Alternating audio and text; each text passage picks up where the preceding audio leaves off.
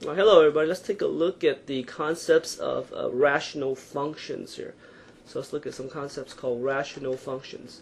Now the word rational basically means fractions here, right? So we're dealing with fraction concepts basically, or rational functions. But a rational function is basically just a quotient of two polynomial functions, if you will, from that we have seen from the previous chapter, right?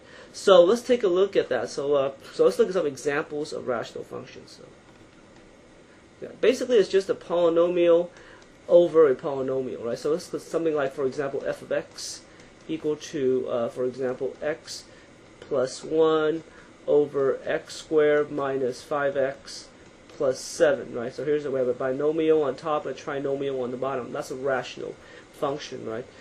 So how about g of x equal to 3x squared minus 4x plus 1 over x squared plus 6x minus 9, right? So these, again, both are examples of what rational functions. I think of it as just a polynomial on top and a polynomial on the bottom here. Now, first thing we want to do for rational functions is to find out what the domain is, right? So let's go ahead and do that. And the key here is what? Think about fractions carefully, and in terms of what we can plug in for x. For example, here, let's take a look at this problem here. Let's consider this function f of x equal to something like start something simple like 3 over x squared minus let's make it minus 16, for example, right? So consider this rational function. Now let's go and find the domain. Find a domain.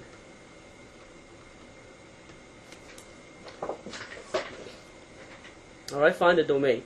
So and we'll write the domain in set builder notation that we saw previously. All right. Now, what do we focus on? Well, for to find a domain, we have to figure out what I can plug in for x. Right. So x is down here. But for a fraction, if you remember, we cannot have 0 in the denominator. So we have to make sure the denominator is never 0. Right. So in other words, the best way to figure that out then is to figure out what makes this denominator 0, right? So to find domain, what you want to do is you want to set the denominator to 0 and solve for x. Set the denominator. Set the denominator to 0 and solve for x. And solve for x. Alright, so how do we go about doing that? Well, again, let's just set this, basically this denominator to 0 and solve. So we're going to solve this equation. It's nice and simple. X squared minus 16 equal to 0. Solve by factoring. In this case, right, that's to be x plus 4 times x minus 4, as we've seen in the past, right, in terms of the factoring here, equal to 0. So therefore, x is equal to what? Negative 4 or positive 4. So what that means is when x is negative 4 or positive 4, this x squared minus 16 is 0, or this denominator is 0. In other words, this function will be undefined, because you can't divide by 0, right, when x is negative 4 or positive 4. So for our domain, we have to make sure x could be any number except these two numbers, right? So how do we write that in set builder notation? We're going to say that the domain, then, D for domain, is going to be equal to the set of all real numbers x such that, and this line means such that, x could be anything except, so x not equal to these two values right here, negative 4 and positive 4. Alright, so the idea is going to be what? Set the denominator 0 to find the domain for these types of functions, these rational functions. Let's go and try another one. Let me clear out the screen. Take a look at g of x. G of x equal to, for example, 3x minus 1 over x squared minus 5x minus 6.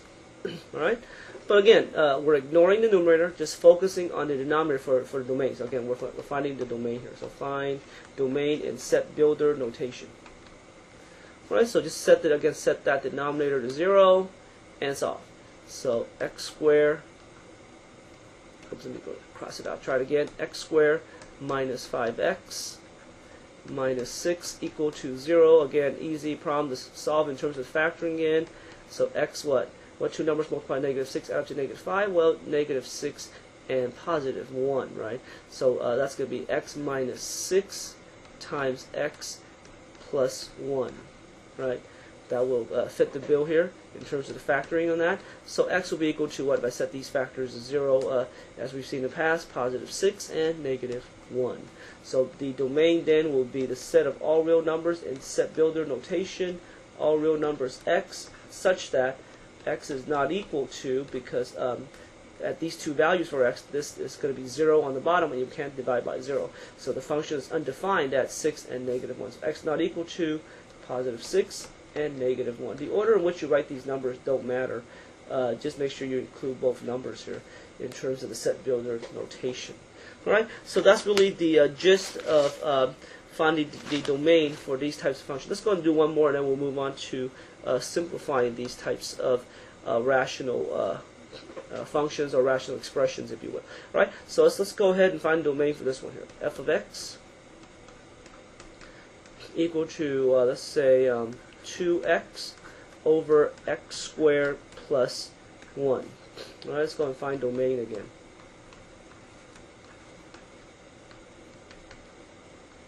Find the domain in set builder notation. Alright, so how do we go about doing that again? Again, focus on the denominator, ignore the numerator once again, right? So again, we're solving the equation of x squared plus 1 equal to 0. But as you can see that this is not factorable. The sum of squares is not factorable, right? So this is not factorable. In fact, there's no solution for this, right? Because any number I plug in for x, if I square it, and for any number, right, it'll at least be 0. If I plug in 0, certainly 0 squared is 0, and I add 1 to it, so this thing is not going to equal 0. But if I plug in any other number, be it negative or positive, x squared plus 1 will always be bigger than 0. So let's observe for all real numbers, for any real number, right, let's observe that x squared plus 1 is always going to be greater than 0. In other words, it'll never be equal to 0. So therefore, we can plug in any number we want. In other words, the domain for this function has no restrictions, because no matter what I plug in for x, x squared plus 1 will always be a positive number. In fact, or more importantly, it will never be 0. So therefore, the domain is what? All real numbers, right? So in other words, domain is going to be all real numbers. All right. In other words, we can write that as in terms of set builder, it will be the set of all real numbers x, such that x is, this little symbol means is, right, is a real number. Alright, so all real numbers is really what we're getting at. So if in the case of x squared plus 1, then that will never be 0. In fact, it will always be positive. So we can plug in any x we want into this function, and it will still be defined. It's never undefined. So all real numbers will work. All right. So all real numbers is the domain in this case. All right. Let's take a look at reducing, simplifying these types of fractions, these rational expressions here. So without a function notation, it's just these fractions are called rational expressions. So let's recall from, say, a previous math class how to reduce these, and that's just simply done through a factoring here. Let me go and clear out the screen and do a few examples for you on that. All right. So let's go ahead and take a look at this problem. Let's go and simplify the following. So simplify. Oops, sorry about that scribble there. Try it again.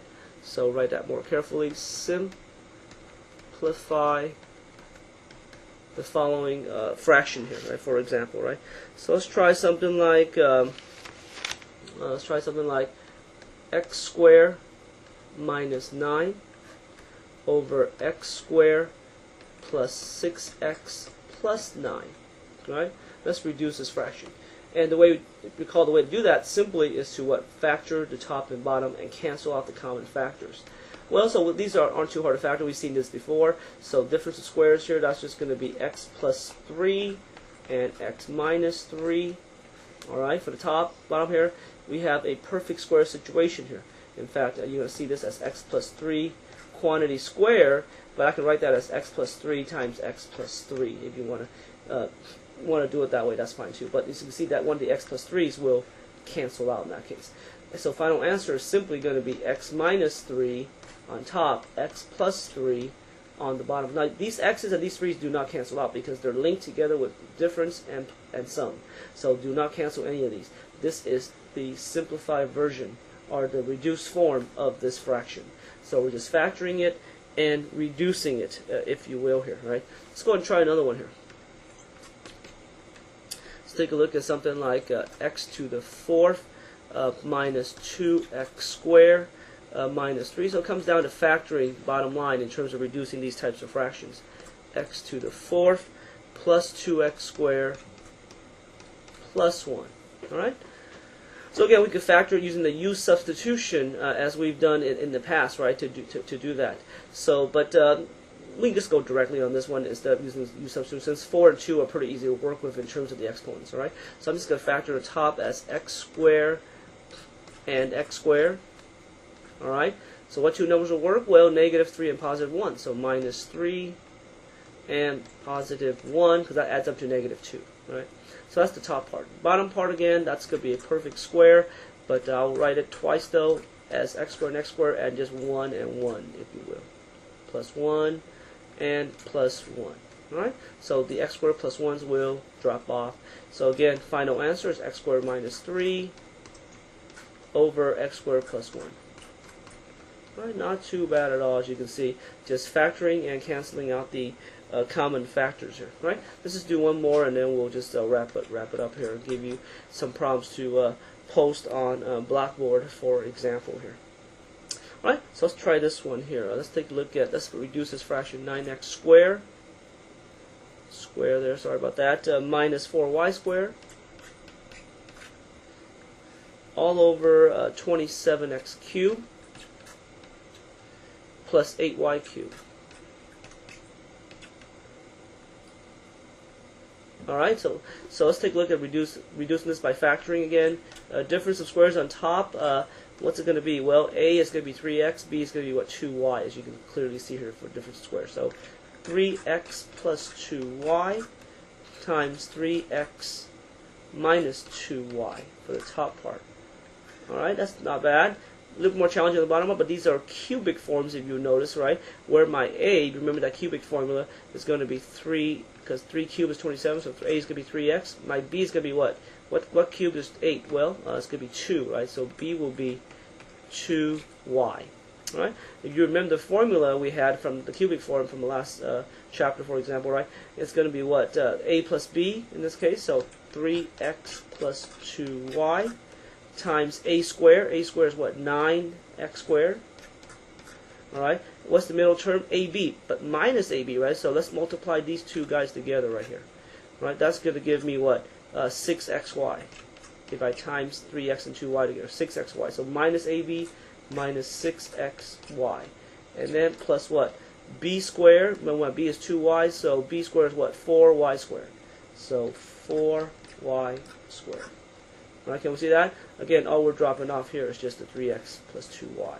So the final answer will be 3x minus 2y over this trinomial here. So let me go ahead and write it here since I ran out of space. So 3x minus 2y over 9x squared minus 6xy plus 4y squared.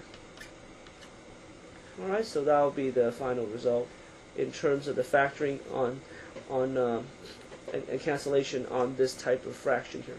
Alright, so all we're doing is again factoring and canceling and seeing what's left over.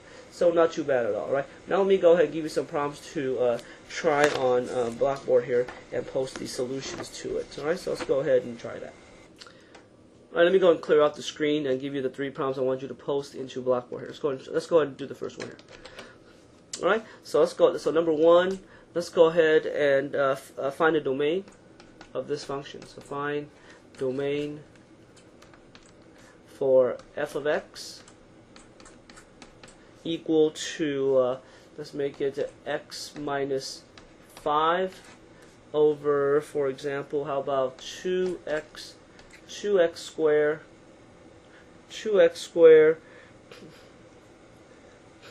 plus 9x plus 9x minus 5. Alright, so find the domain of that. Focus on the denominator again, as I mentioned here. Alright, let's take a look at the next one here. Number 2, let's reduce this fraction here. Simplify. So simplify.